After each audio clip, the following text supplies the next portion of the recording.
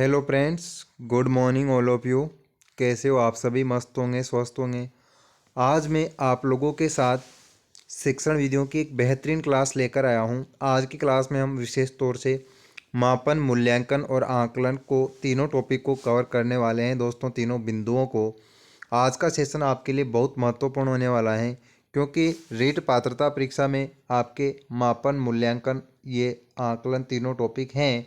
तो आज का सेशन बिना किसी देरी के शुरू करते हैं। उससे पहले आप लोगों से आग्रह करता हूं, आपने शिक्षण वीडियो की अदर क्लासें नहीं देखी हो तो प्लेलिस्ट में जाकर सभी क्लासों को देख लीजिए। दोस्तों, देखते हैं, शुरू कर आज का पहला क्वेश्चन। रचनात्मक मूल्यांकन क्या है? रचनात्मक मूल्यांकन क्या है? ऑप्शन देखिए आप लोग, आपके सामने ऑप्शन है। ऑप्शन नंबर ए, परिवर्तन से संबंधित नहीं है। शिक्षण अधिगम में क्या हो रहा है? अधिगम में हो रहे विकास और सुधार से संबंधित हैं। कोर्स में एक पूर्व निर्धारित और विशेष चरण में किया जाता है। दोस्तों, तो रचनात्मक मूल्यांकन क्या होता है दोस्तों? रचनात्मक मूल्यांकन है दोस्तों, अधिगम में हो रहे विकास और सुधार से संबंधित हैं। दोस्तों, रचनात्मक का मतलब होता है, जैसे अगर कक्षा में अध्यापक के द्वारा कुछ अधिगम कार्य करवाया गया है, तो अधिगम में बालक ने क्या सीखा है, क्या नहीं सीखा, उनके विकास और सुधार से संबंधित जो प्रक्रिया होती है वह रचनात्मक मूल्यांकन के अंतर्गत आती हैं। बढ़ते हैं नेक्स्ट क्वेश्चन की तरफ। अगला क्वेश्चन है दोस्तों आपके सामने। नेक्स्ट क्वेश्चन, निपुणता परीक्षण सदैव किसका आकलन करते हैं? निपुणता परीक्षण सदैव किसका आकलन करते हैं? ऑप्शन है आपके सामने। भाषा का यह स्तर जहाँ तक विद्यार्थियों की पहुँच बन गई है, विद्यार्थियों को पढ़ाई गई भाषा, बहुसंवेदी अधिगम अनुभव, दैनिक वार्तालाप की भाषा। तो निपुणता परीक्षण सदैव किसका आकलन करते हैं? भाषा का यह स्तर जहाँ तक विद्यार्थी की पहुँच बन गई है। बिल्कुल, जब विद्यार्थी किसी विशेष सामग्री में निपुण हो जाता है, किसी सब्जेक्ट में उसको उसका पूरा ज्ञान हो जाता है, तो उसको निपुणता के नाम से जाना जाता है। तो बिल्कुल सही बात है, विद्यार्थियों की पहुँच कहाँ तक बनी हुई है, इसका आकलन करने के लिए निपुणता परीक्षण का उपयोग किया जाता है दोस्तों। ठीक है, अगला क्वेश्चन देखना। नेक्स्ट क्वेश्चन,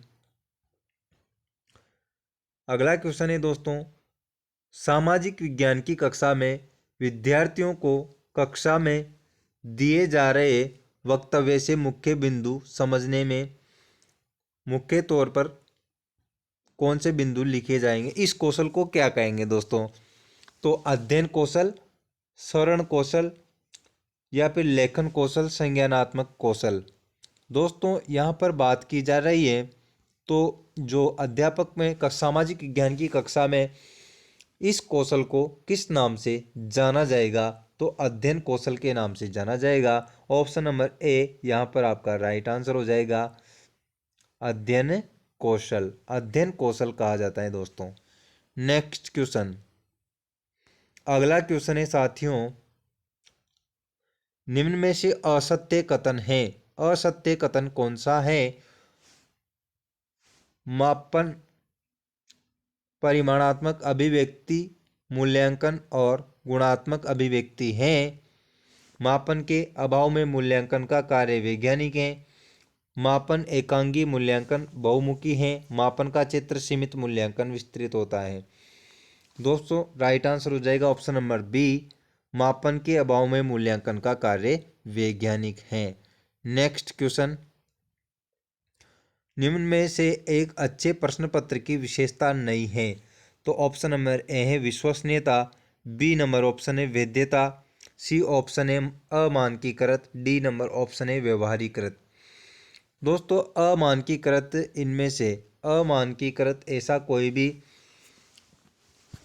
प्रश्न पत्र की विशेषता नहीं होती है। विश्वसनीयता होनी चाहिए, बिल्कुल, वैधता होती है, और अमानकीकृत नहीं होता, व्यवहारिक होता है।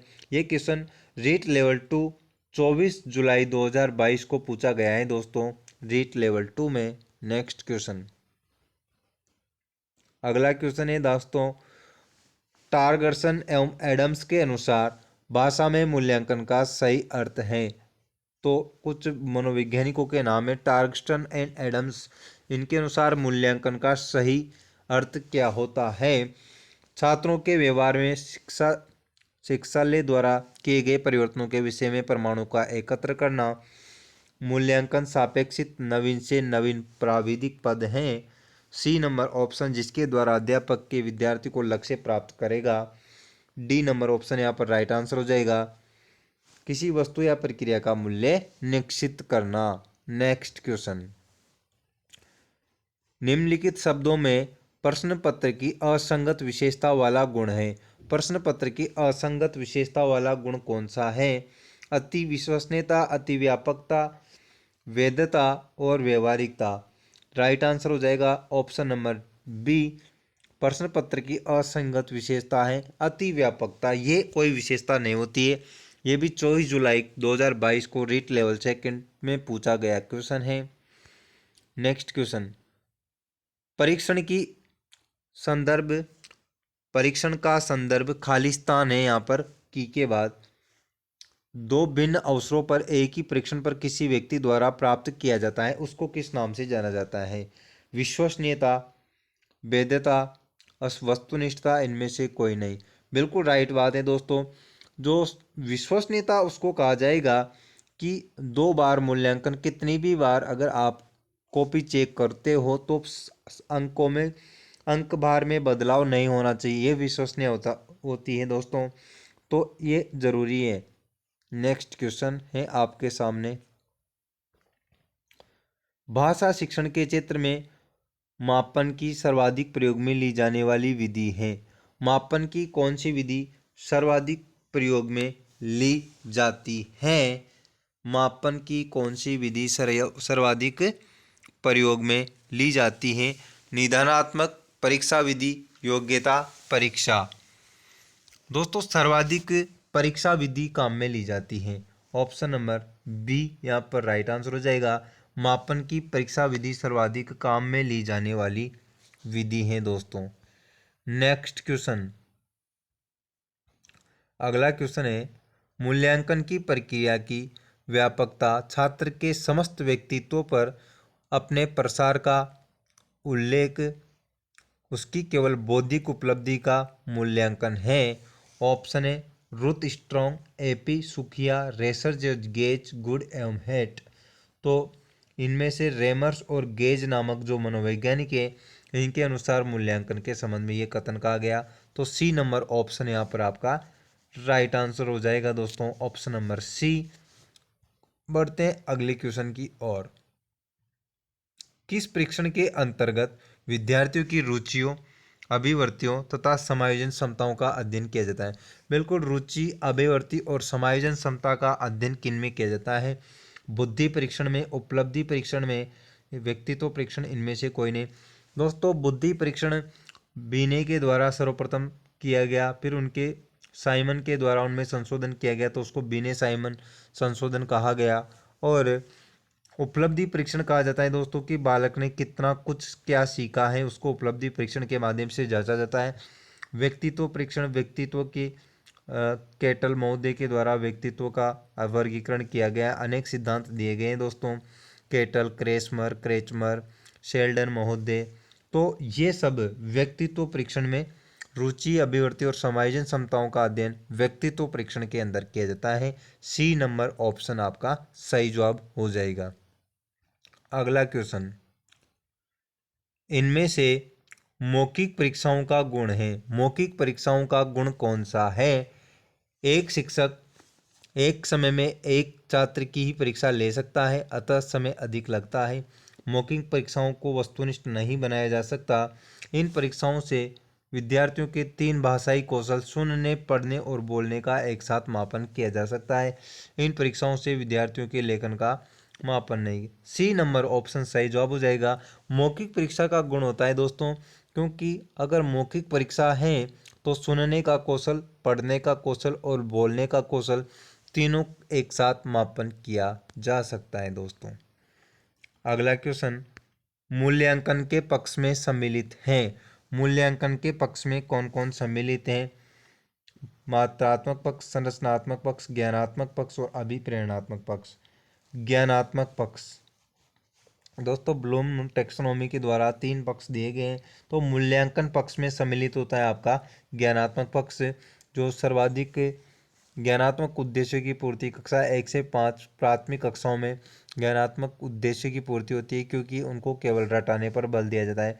कोई भी विषय वस्तु रटाने पर कक्षा प्राथमिक कक्षाओं में उपयुक्त बल दिया जाता है। नेक्स्ट क्वेश्चन, मूल्यांकन की प्रक्रिया की व्यापकता छात्र के समस्त व्यक्तित्व पर अपने प्रसार का उल्लेख केवल उसकी बौद्धिक उपलब्धि का उपयुक्त कथन किसका है? तो ये कथन किसके द्वारा किया गया कि मूल्यांकन की व्यापकता छात्र के समस्त व्यक्तित्व पर अपने प्रसार का उल्लेख केवल उसकी बौद्धिक उपलब्धि का। यह कथन किनके द्वारा दिया गया? टार्गरसन, एडम्स, रमर्स एवं गेज का, किवलिन का। रमर्स एवं गेज के द्वारा उपयुक्त कथन कहा गया। सी नंबर ऑप्शन आपके सामने राइट आंसर हो जाएगा। नेक्स्ट क्वेश्चन, मौखिक मूल्यांकन के संबंध में उपयुक्त कथन है। मौखिक मूल्यांकन के बारे में सबसे सत्य कथन कौन सा है? मौखिक मूल्यांकन में दीर्घ उत्तरीय प्रश्न पूछे जाते हैं। मौखिक मूल्यांकन निष्ठावान, सहनशील, विषय विशेषज्ञ होना चाहिए। मौखिक मूल्यांकन में समूहनिष्ठता अधिक होनी चाहिए। मौखिक मूल्यांकन में विद्यार्थियों को आत्माभिव्यक्ति के अवसर मिलते हैं। बिल्कुल ऑप्शन नंबर बी यहाँ पर राइट आंसर हो जाएगा। निष्ठावान, सहनशील और विषय विशेषज्ञ होना बहुत ज़रूरी है दोस्तों। अगर विषय के बारे में ज़्यादा जानकारी होगी, अधिक समय तक बोल सकता है, तब जाके मौखिक मूल्यांकन संभव है। नेक्स्ट क्वेश्चन 17 नंबर क्वेश्चन है दोस्तों, मूल्यांकन उद्देश्य की प्राप्ति की सीमा का निर्णय करने की प्रक्रिया है। मूल्यांकन की यह परिभाषा किसने दी? तो ये परिभाषा मूल्यांकन उद्देश्यों की प्राप्ति की सीमा को निर्णय की परिभाषा ये माइकेलिस के द्वारा दी गई है। ऑप्शन नंबर ए द्वारा, माइकेलिस द्वारा दी गई राइट आंसर हो जाएगा। नेक्स्ट अगला क्वेश्चन, मौखिक परीक्षा प्रणाली का सूत्रपात किसने किया? मौखिक परीक्षा प्रणाली का सूत्रपात किसके द्वारा किया गया है? ऑप्शन नंबर है आपके सामने प्लेटो, सुकरात, मुरेनी। मौखिक परीक्षा प्रणाली का सूत्रपात किसके द्वारा किया गया? तो जो मौखिक परीक्षा प्रणाली है दोस्तों, ये दी गई है आपके सामने। Option number B right answer हो जाएगा। सुकरात महोदय के द्वारा मौखिक परीक्षा प्रणाली दी गई है दोस्तों। B number option right answer. अगला क्वेश्चन पढ़िएगा आप लोग, किस परीक्षा द्वारा बालकों के प्रत्यास्मरण, चिंतन, तुरंत अभिव्यक्ति, क्रियाशीलता, विश्लेषण, पढ़ने की योग्यता, उच्चारण की कुशलता आदि की जांच होती है दोस्तों? ऑप्शन है आपके सामने प्रायोगिक परीक्षा द्वारा, मौखिक परीक्षा द्वारा, निबंधात्मक परीक्षा द्वारा, वस्तुनिष्ठ परीक्षा द्वारा। तो यहाँ पर आपका जो राइट आंसर हो जाएगा दोस्तों, वो हो जाएगा, सही जवाब हो जाएगा ऑप्शन नंबर 4 वस्तुनिष्ठ परीक्षा। 4 नंबर ऑप्शन सही जवाब हो जाएगा दोस्तों आपका यहाँ पर राइट आंसर 4 नंबर ऑप्शन। बढ़ते हैं अगले क्वेश्चन की तरफ, किस परीक्षा प्रणाली के अंतर्गत बालक की विषय की ज्ञान की उपलब्धि, अभियोग्यता, अभिवृत्ति, अभिरुचि व बुद्धि की जांच की जाती है?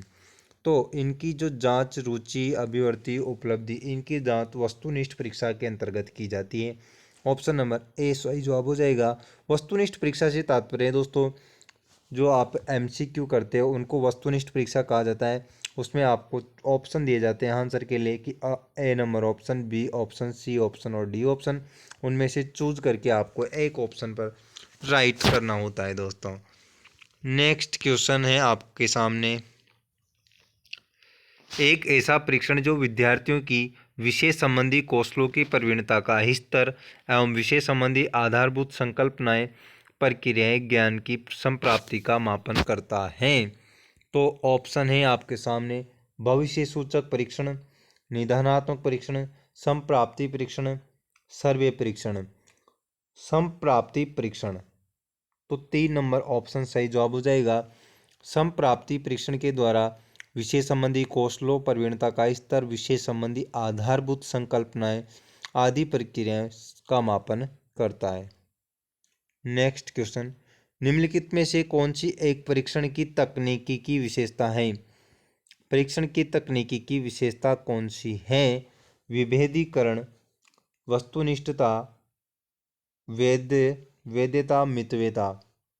दोस्तों मितव्यता यहाँ पर राइट आंसर हो जाएगा ऑप्शन नंबर डी, मितव्यता।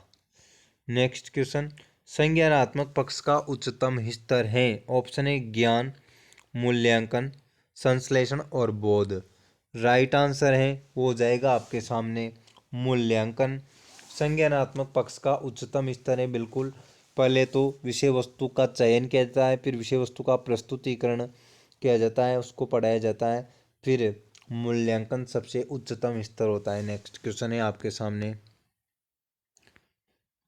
निम्नलिखित में से कौन सी मूल्यांकन की व्यापक विशेषता नहीं है? मूल्यांकन की व्यापक विशेषता नहीं है। विद्यार्थी की रटंत स्मृति कितनी बड़ी है? पूर्व निर्धारित उद्देश्यों की प्राप्ति किस सीमा तक हो रही है? बिल्कुल, मूल्यांकन में इस चीज़ का पता लगाया जाता है कि छात्र ने कितना सीखा है, कितना नहीं सीखा, जो अपने निर्धारित उद्देश्य की प्राप्ति कहाँ तक हुई है।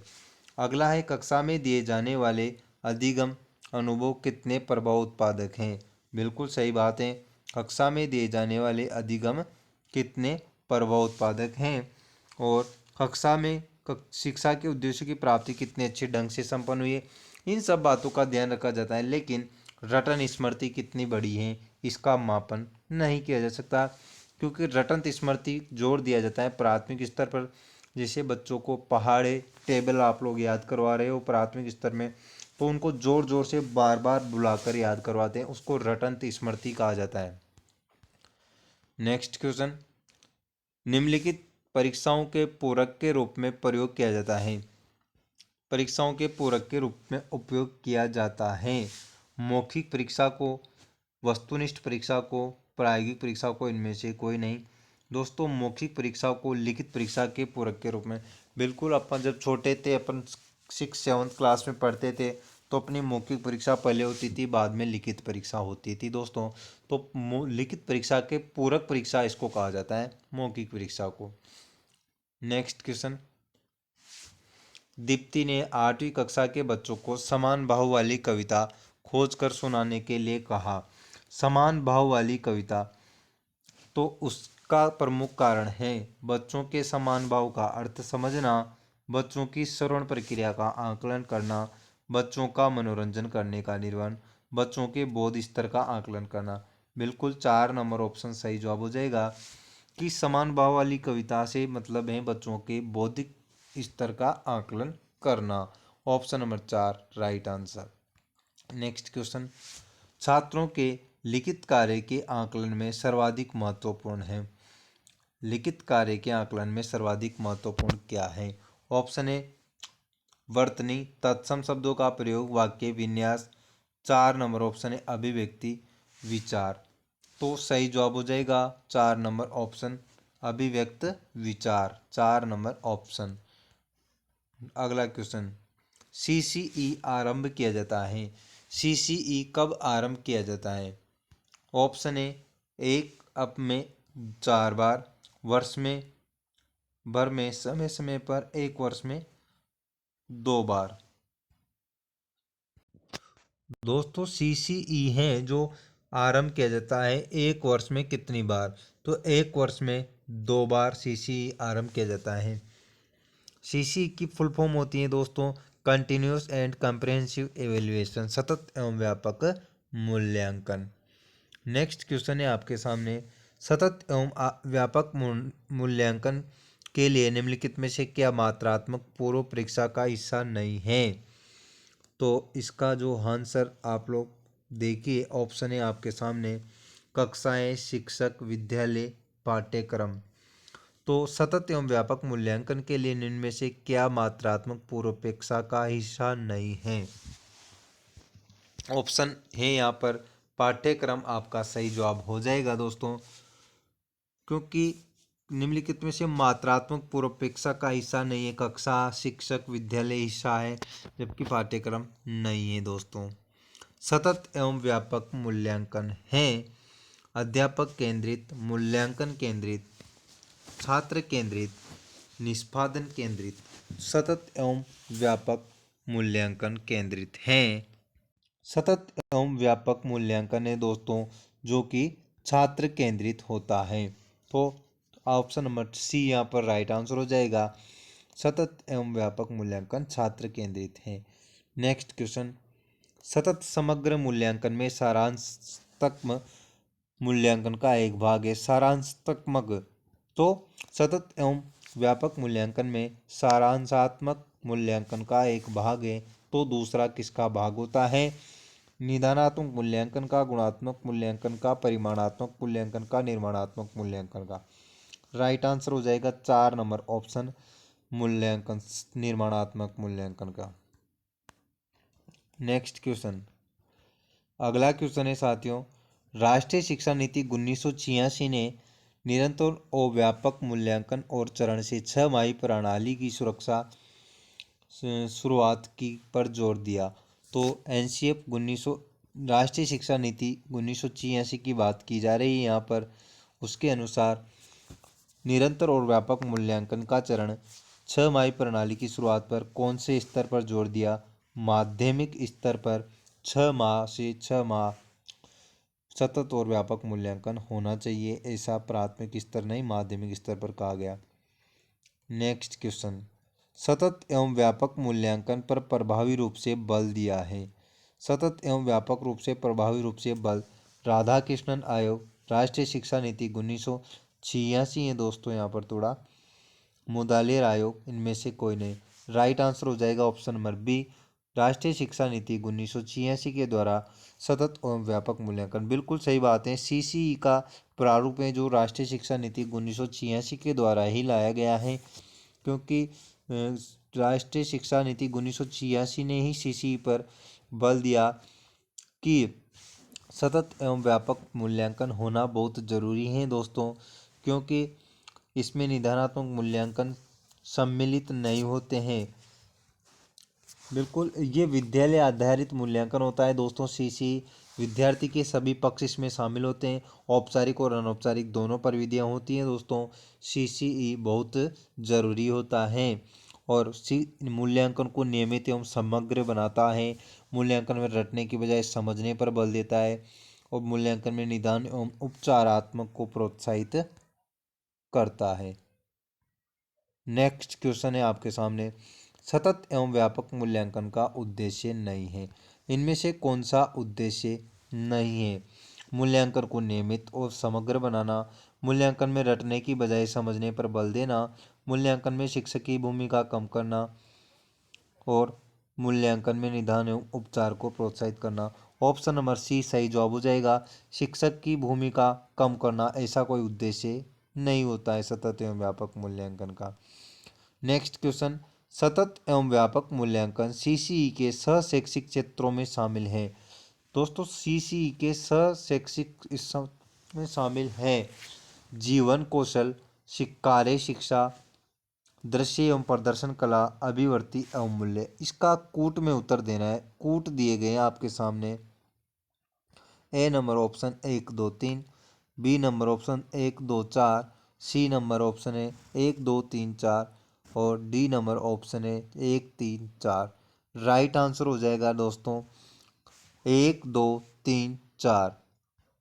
ये ऑप्शन सही जवाब हो जाएगा 1 2 3 4, क्योंकि चारों ही सहशैक्षिक क्षेत्रों में शामिल हैं दोस्तों। जीवन कौशल, कार्य शिक्षा, दृश्य एवं प्रदर्शन कला, अभिवृत्ति एवं मूल्य, ये चारों यहाँ पर है जीवन कौशल की सहशैक्षिक क्षेत्रों में शामिल होते हैं दोस्तों। तो सही जवाब हो जाएगा 1 2 3 4। नेक्स्ट क्वेश्चन, सतत व्यापक मूल्यांकन में व्यापक शब्द का अभिप्राय है। व्यापक शब्द का अभिप्राय क्या होता है? सतत का मतलब होता है लगातार। व्यापक का अर्थ क्या होता है? ऑप्शन है संज्ञानात्मक, 1 व 2 दोनों, ससंज्ञानात्मक, इनमें से कोई नहीं। बिल्कुल व्यापक का अर्थ पूछा है दोस्तों, तो संज्ञानात्मक और सहसंज्ञानात्मक दोनों, एक व दो दोनों। बी नंबर ऑप्शन आपके पास राइट आंसर हो जाएगा दोस्तों, क्योंकि व्यापक का अर्थ होता है सतत का अर्थ तो लगातार, और व्यापक का अर्थ होता है संज्ञानात्मक और सहसंज्ञानात्मक दोनों। बी नंबर ऑप्शन सही जवाब हो जाएगा। दोस्तों आपको क्लास अच्छी लगी हो तो लाइक कर दो, चैनल पर नए हो तो सब्सक्राइब कर दो। Thank you.